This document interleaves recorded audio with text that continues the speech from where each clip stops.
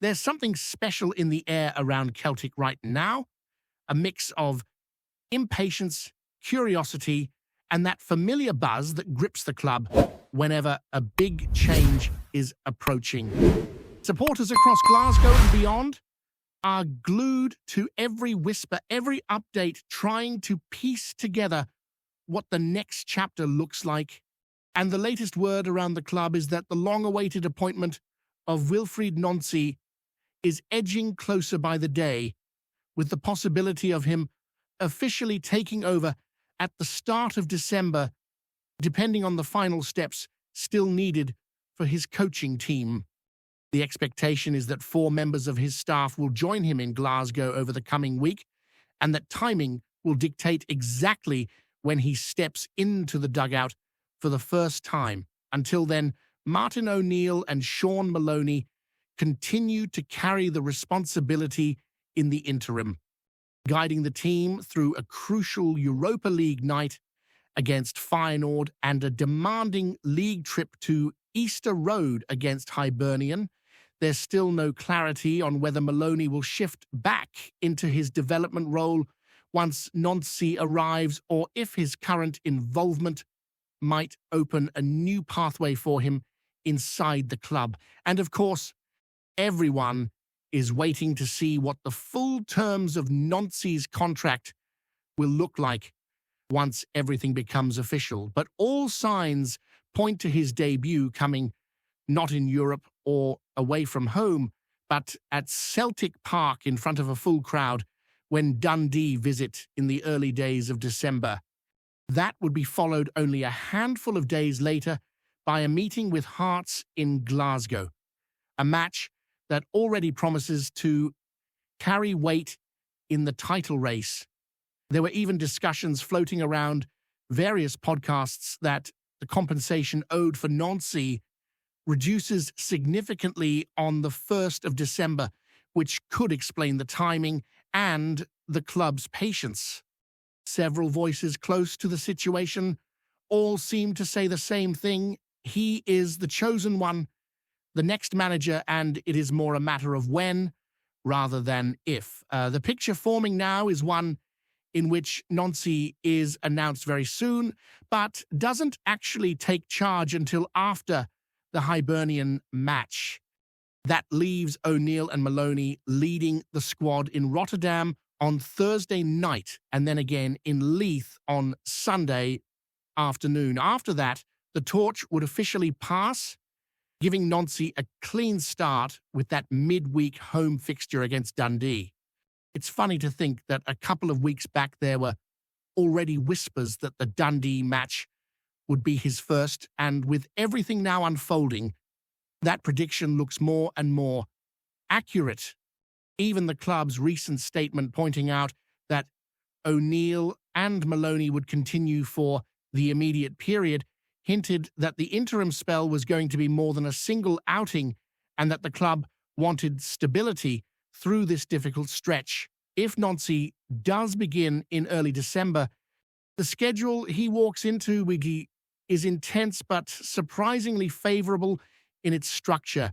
3 consecutive home matches to introduce himself to Celtic Park is not a bad way for any manager to start. Dundee first, then Hearts in a match that could swing momentum in the league, and then a massive European night against Roma. After that comes a chance to write himself instantly into club folklore, the League Cup final against St. Mirren, only 2 weeks after stepping into the job, potentially giving him the earliest ever Celtic trophy. Following that are trips and home fixtures against Dundee United and Aberdeen, with a derby looming just beyond the horizon. It's a heavy run, but one that could quickly define his tenure and set the tone for the months ahead. For now, though, the final days of O'Neill's spell seem to be approaching, and if this is his last week in charge, it is shaping up to be a massive one. And what a demanding week it is.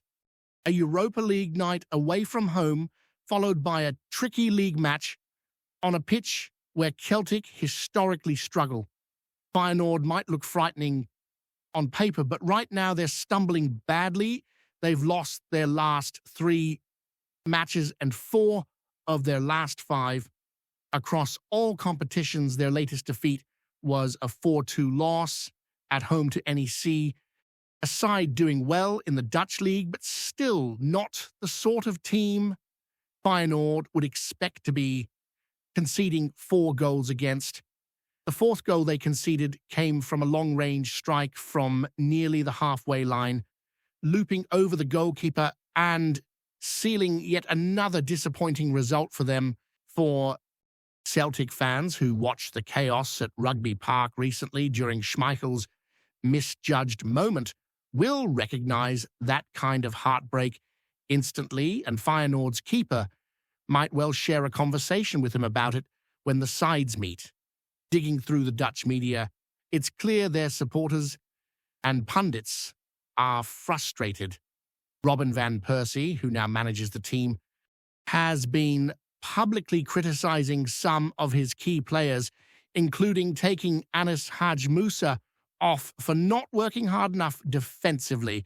When a manager starts calling out individuals after defeats, it usually means the pressure is heating up fast.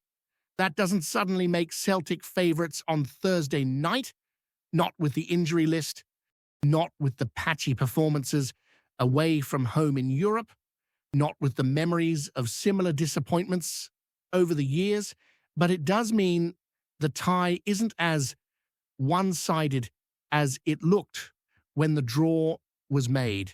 There is at least a sliver of hope for Celtic to take something from the match, whether that's a point or maybe even a surprise win. But back home, the Hibernian match looms even larger. Some supporters already feel it's the more important of the 2 fixtures. Easter Road has never been a comfortable venue for Celtic, even in seasons when the team was flying and confidence was high. Right now, confidence isn't high, and the performances haven't been convincing enough to silence concern. Hibs under David Gray have strung together a couple of strong results, and they'll treat this match as a real opportunity to make a statement. Celtic's display against St. Mirren on Saturday night didn't do much to inspire optimism either. The win was crucial, yes, but the performance was difficult to watch for long stretches. Hearts dropping points at the weekend has kept the gap manageable, and with Celtic still holding a game in hand, the title race remains far from settled. Looking at Hearts' upcoming fixtures, there's a real chance they could stumble again in the coming weeks. Trips to Motherwell and Falkirk, matches against Rangers and Hibs, and a visit to Celtic Park form a brutal run for any team, especially one trying to hold on to a lead at the top of the table. Celtic might not look convincing, but if they can grind out results and keep the pressure on, they could find themselves back at the summit earlier than many expect. Looking closer at the squad, there's plenty to analyse as we head into this pivotal period. The midfield remains an area of concern, with performances varying wildly from match to match. Comments from fans over the weekend reflect a growing frustration with the current setup. Players like Hitati and Ingles continue to divide opinion. There are those who argue that their combination lacks pace and aggression, failing to make an impact in key moments. In the last match against St. Mirren, it was clear that the duo could not impose themselves sufficiently, often finding themselves passing sideways or backwards with little forward movement to really challenge the opposition while they get touches of the ball. There's a sense that it goes nowhere. The opposition can read their intentions, and Celtic struggle to create meaningful chances through the middle. Paulo Bernardo, on the other hand, has seen very little game time since the start of the season, accumulating only 16 minutes across 5 appearances under Martin O'Neill. It seems that the situation with Bernardo hasn't improved since Brendan Rodgers' departure, and fans are calling for a fresh start under the new manager. There is hope that Nancy, when he takes over, will shake up the midfield, introduce fresh dynamics and offer something different in how the team controls possession and links attack with defense. The wings, too, have been a sticking point. Supporters are critical of the persistent use of inverted wingers on narrow pitches, noting that players cutting inside run into congested areas and fail to stretch the opposition effectively. Celtic currently have limited options on the flanks, with injuries compounding the problem. Dyson has been the standout, showing quality on the left, but the right wing lacks a reliable presence, making it difficult for the team to balance attacking threats across the width of the pitch. Some fans have suggested repositioning Dyson to the right and Tenki to the left, but even then, it remains uncertain whether the balance would truly improve. The constant doubling up on Tenki by opposition defenders highlights the predictable nature of Celtic's wide play. The team relies heavily on moments of individual brilliance to unlock matches, as seen with Callum McGregor's key interventions, but the system lacks consistency. For now, it's a waiting game to see whether Nancy can introduce tactical changes that make both wings effective and allow the midfielders to link play in a more dynamic fashion. Turning attention to the defensive side, Celtic's backline has had mixed fortunes, particularly when playing away in European competitions. There are concerns about coordination and concentration, with mistakes at critical moments costing dearly. Goalkeepers have faced high-pressure situations, and despite moments of brilliance, occasional lapses have invited scrutiny. Nevertheless, the squad possesses talent capable of adapting to new systems and recovering from adversity. With a new manager coming in, the hope is that defensive organization improves alongside a renewed attacking approach that balances risk and control. Looking at the fixture list, the run-in through December and early January will test the squad's depth and mental strength. With Nancy's first matches at home against Dundee and Hearts, followed by a European clash with Roma, the intensity of this period cannot be overstated. The League Cup final against St. Mirren is a potential historic moment for any new Celtic manager, offering a trophy early in the tenure and immediate validation from supporters. Matches against Dundee United and Aberdeen, including local derbies, will be equally demanding, testing tactical flexibility and squad rotation. Injury management will be critical as the congested schedule leaves little room for error. Players returning from knocks or suspension will need to be ready, and the integration of Nancy's staff will hopefully bring cohesion and clarity to both training sessions and matchday preparations. Meanwhile, Celtic supporters continue to analyze and discuss every minute detail. Fan reactions from the weekend show a mixture of optimism and frustration. The midfield concerns, wing play issues, and defensive frailties dominate conversations, but there's also recognition of the potential under a new manager. Many fans believe that a shake-up in personnel and formation could unlock performances that have been lacking in recent months. There is an appetite for tactical evolution, particularly in how the team transitions from defense to attack and how wide players and midfielders interact to create space and scoring opportunities. Supporters are also aware that patience will be required. A new manager's philosophy may take time to fully embed, and early matches will serve as an indicator of whether positive changes are taking hold. The European campaign adds another layer of complexity. Feyenoord, despite recent struggles, remain a formidable opponent away from home, and the tie requires tactical acumen and mental fortitude. Celtic's away record in Europe has historically been challenging, and the squad will need to harness both experience and creativity to take a favorable result. Even with the odds seeming difficult, the potential for an upset is real, particularly if Celtic can exploit weaknesses in the opponent's recent form and capitalize on moments of individual brilliance. The fans will be watching keenly, ready to cheer a comeback or celebrate a surprise result that could alter the narrative of the campaign. Closer to home, the league race is intense and matches against Hibernian and Hearts loom large. Easter Road has always been a tough venue for Celtic, and victories there are never guaranteed regardless of league position.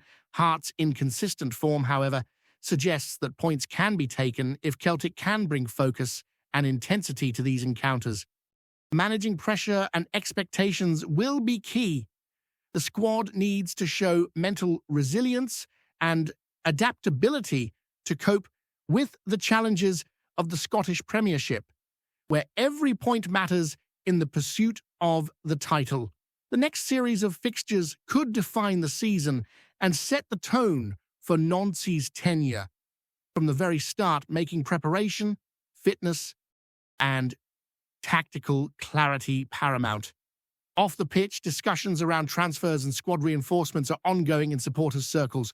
The January transfer window is being anticipated as an opportunity to address squad gaps, particularly in attacking areas and on the wings. Striker options, creative midfielders, and wide players capable of stretching defences are all seen as priorities. Fans are eager to see whether Nancy will bring new signings or elevate existing players into more prominent roles. The integration of youth prospects and fringe players could also become a factor as the manager looks to balance immediate results with long-term planning. The coming weeks are shaping up to be crucial, both in terms of match outcomes and the broader evolution of the team under new leadership. Before we proceed, subscribe to our channel and enable notifications to receive all exclusive news about Celtic FC. Don't miss any details about your favorite team. It's extremely important for Celtic FC fans. Celtic Park has been rattling with chatter after the club pulled off what many are already calling the boldest move in recent memory: the surprise unveiling of striker Evan Ferguson. The young forward, long tipped as one of the brightest prospects in the Isles, appeared in the green and white hoops with a grin that set supporters and pundits alike into a right fankle of excitement and speculation. Word around Glasgow's East End is that the deal was sewn up in near silence, with only a handful of folk inside the club even aware of the talks. Some say Celtic moved swiftly after catching wind of interest from clubs south of the border, while others whisper that Ferguson himself had been eyeing a return closer to home for some time. Whatever the truth, it's clear the timing and secrecy of the announcement have only added to the buzz. Fans spilling out of pubs near the Gallowgate were already dreaming of what the powerful youngster might bring to the front line. His blend of physicality and sharp finishing has been the talk of football circles, and there's a sense among the support that Celtic may have landed a player ready to explode into his full potential. Opponents, meanwhile, will be wondering how the club managed to pull off a signing that seemed, until now, well beyond their reach. Some insiders hint that the move signals a wider shift in Celtic's ambitions, a push to bring in not just prospects, but players capable of shaping the club's future on the European stage. Others are more cautious, reminding folk that Ferguson is still young, still moulding, still learning the game at the top level. Yet even the skeptics admit there's a spark about this one, something that could grow into something far bigger if nurtured right. For now, the city hums with gossip, theories, and wild predictions, as if the mere sight of Ferguson in the hoops has stirred the whole place into life. At Celtic Park, a new chapter may be taking shape, and though no one can say how it will unfold, The rumor mill is spinning faster than ever.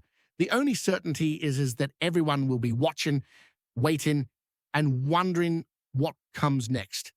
Hello, fan.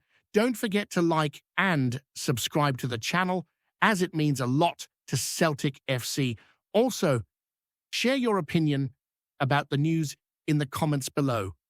See you in the next video.